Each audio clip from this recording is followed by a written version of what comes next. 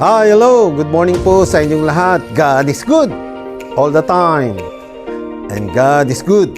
Friday episode na naman tayo sa Si Jesus ang kasama sa panalangin at pagsamba. Patuloy na manood, makinig sa ministry na ito, The Morning Devotion. Kapupulutan ng magagandang aral at unlad ang iyong espiritual na buhay. Kaya mga kapatid, spiritual journey na. Ito po ang inyong devotional leader, Pastor Sunny de la Peña.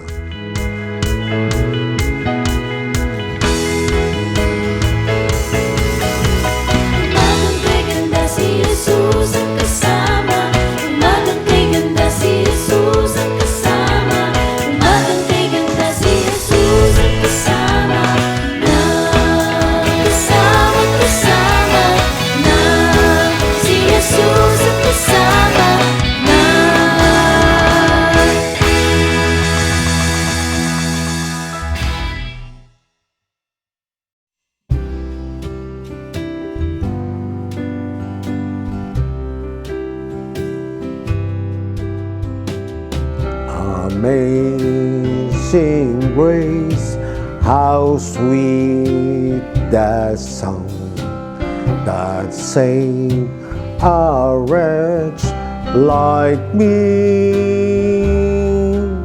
I once was lost, but now I'm found. Was blind, but now I see. 'Twas grace that taught my heart to fear, and grace my fears relieve. How precious did that grace appear the hour I first believed. The Lord has promised good to me. His word my hope secures. He will my shield and portion be as long as life endures. Amazing grace, how sweet the sound that saved a wretch like me. I once was lost, but now I'm found. Was blind, but now I see.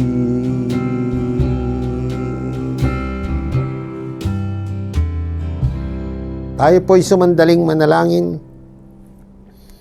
O Diyos na makapangyarihan sa lahat, basbasan niyo po ang inyong abang lingkod sa hapong ito, O God, o sa umagang ito, O Lord Jesus, at nawa ikaw manguna, banal na Espiritu, at buksan mo ang puso, isipan ng bawat nanonood, nakikinig, upang sa gayon, ang mga salita mo ay pumasok sa kanilang puso, sa kanilang isip. At nawa ay magamit nila sa pang-araw-araw na buhay. In Jesus' name we pray. Amen. Okay, maraming salamat po sa magandang awit na ating napakinggan. Nawa ay nagdulot ng kagalakan sa inyo. So, brothers and sisters, ang topic po natin ngayong umaga, Amazing Grace, na yun po ang tinatawag na hymns na kinompose ng isang tao o dalawang tao sa mamaya-maya ating tatalakayin. But before that, ang text po natin ay from Deuteronomy 31:6. Ang sabi, it says, "Be strong and courageous. Do not be afraid or terrified because of them, or the Lord your God goes with you. He will never leave you nor forsake you. Psalms 27 verse 1. The Lord is my light and my salvation, whom I shall fear. The Lord is stronghold of my life, of whom shall be afraid. So, di ba? Amazing, wonderful, brothers and sisters in Christ, yung mga text na yun. So, amazing grace. Amazing grace, how sweet the sound that saved a wretch like me. I once was lost, but now I'm found. Was blind, but now I see. So, brothers and sisters, kamanghang-manghang biyaya sa translate natin ito sa Tagalog, pero kailangan magkakasunod eh. So, kamanghang-manghang biyaya kay tamis ng tunog, na nagligtas sa isang hamak na tulad ko. Minsan ako ay nawala, ngunit ngayon ay natagpuan. Noon ay bulag, ngunit ngayon ay nakakita na ako. Brothers and sisters in Christ, sa stanza pa lang na ito, ay nabagbag na ang aking damdamin. Ano po? Ang sarap pakinggan, isang musikang umuugoy sa akin na para bang nasa gitna ako ng panganib at ako'y iniligtas ng Diyos. Maaaring ignay natin ang nawawalan ng pag-asa, may mga suliranin, problema na wala ng direksyon. Naging bulag sa katotohanan, ngunit nasumpungan ang Panginoon. Sa ikalawang stanza, it was grace that taught my heart to fear, and grace my fears relieved. How precious did that grace appear, the hour I first believed. So ang biyaya na nagturo sa aking puso na mangamba, at biyaya ang aking mga takot ay napalitan ng saya. Gaano kahalaga ang biyayang iyon ay lumitaw. Sa oras na iyon ay pinaniwala ko na ang paniniwala ko ay umigpaw. So nagkaroon ng matinding change sa kanyang buhay sapagkat naranasan niya yung mga biyaya ng Diyos. Sabi dito, sa third stanza, the many dangers, toils, and snare I have already come. This grace hath brought me safe thus far, and grace will lead me home. Sa magitan ng maraming panganib, pagpapagal, at patibong, ako ay dumating na. Parang nasa malayong paglalakbay siya. Itong biyaya ang naghatid sa akin ng kaligtasan ngayon. At aakayin ako ng biyaya tungo sa bahay ko. So magkakaroon siya ng comfort kasi nandun na siya sa bahay niya.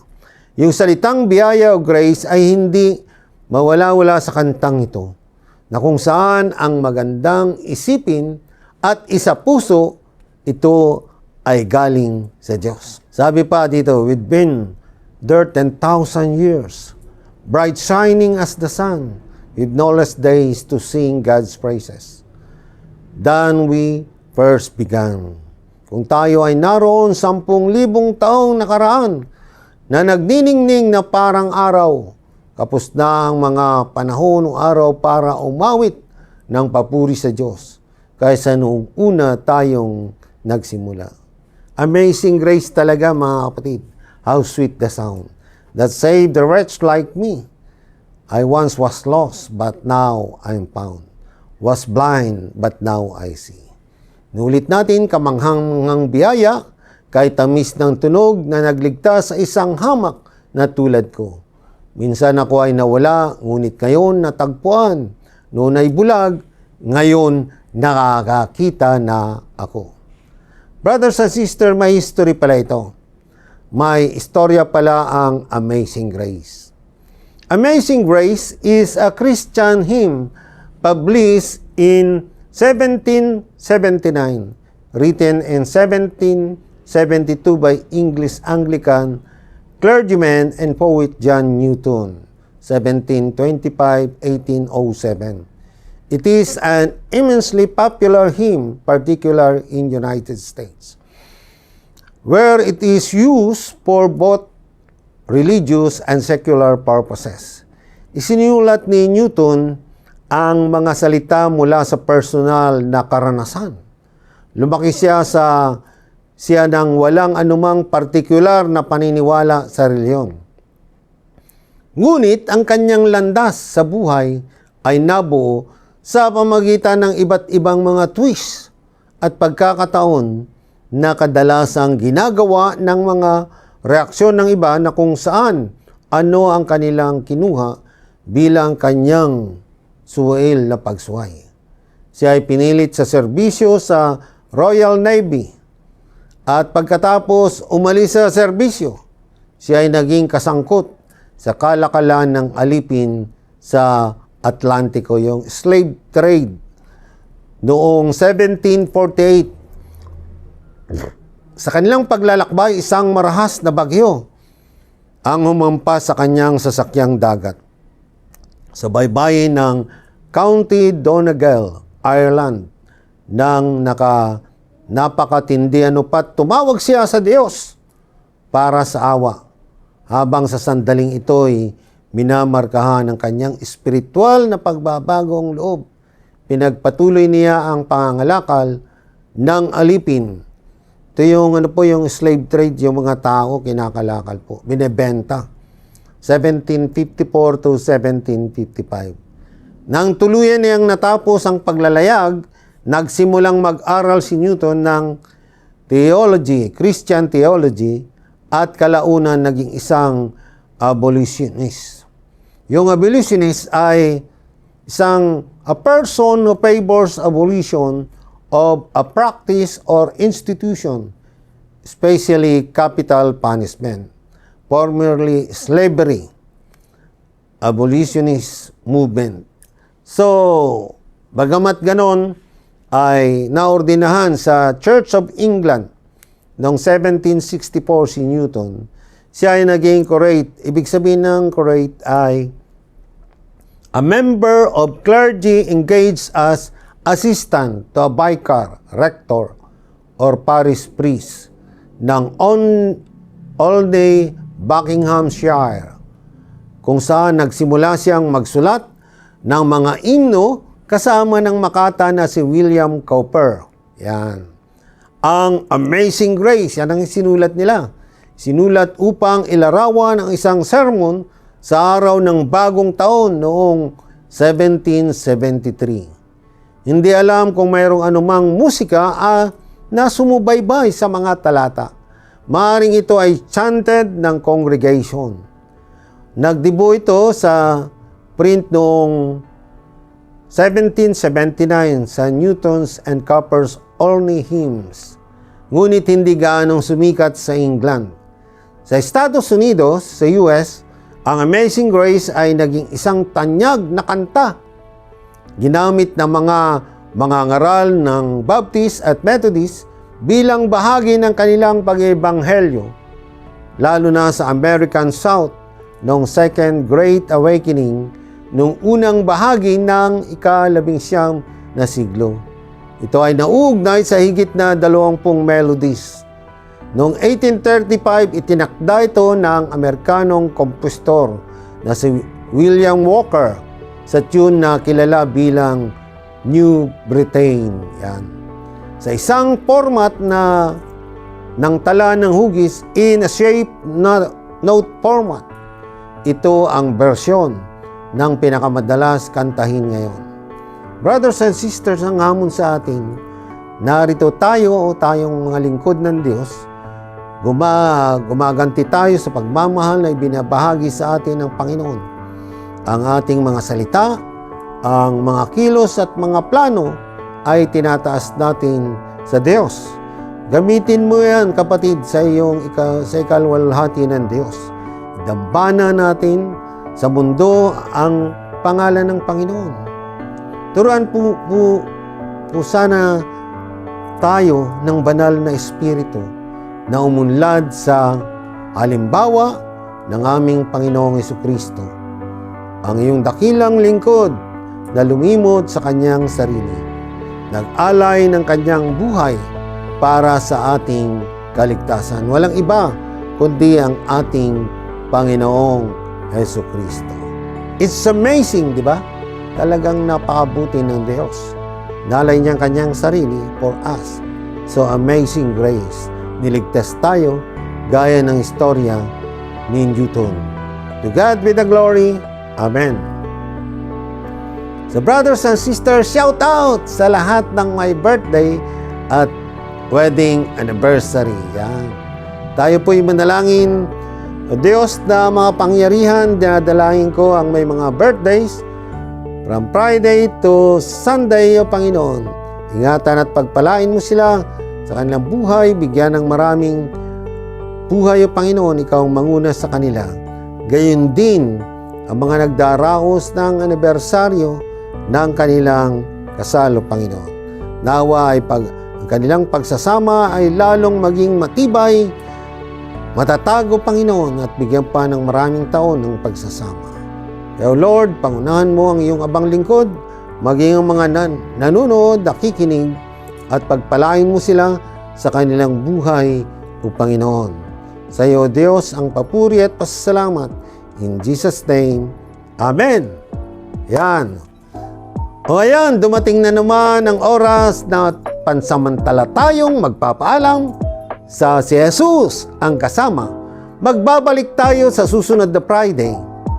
Ngunit, araw-araw, mayroong devotion from Monday to Friday ng ibang mga pastor at diakonesa. Sa Saturday, 6 p.m., ang Naimbag Adamag. So subscribe, like para updated kayo sa mga bagong video.